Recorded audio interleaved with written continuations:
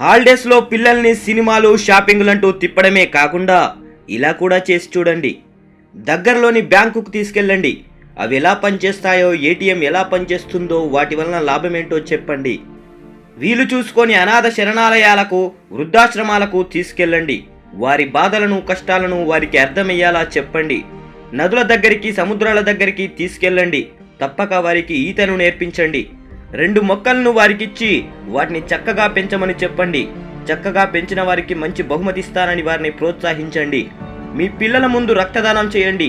రక్తం యొక్క ఆవశ్యకతను వారికి తెలియజేయండి. నాన్నే రియల్ హీరో అనుకునేలా ప్రవర్తించండి. గౌట్ హాస్పిటల్స్కి తీసుకెళ్ళండి. రోగులు పడే పాట్లను, యాక్సిడెంట్లయితే ఎంత కష్టపడాలో వారికి తెలపండి.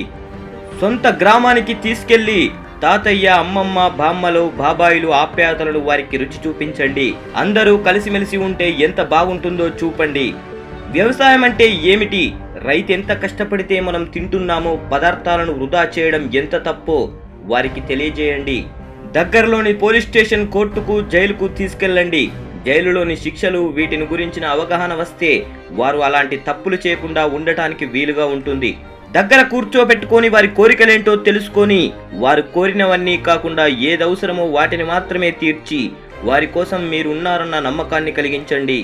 అన్ని మతాల దేవాలయాలకు తీసుకెళ్ళండి. మీకు తెలిసిన విషయాలను వారికి చెప్పండి. అన్ని మతాలు ప్రేమించమనే చెప్పాయని, ద్వేషించమని ఏ మతము చెప్పలేదని వారికి తెలియజేయండి.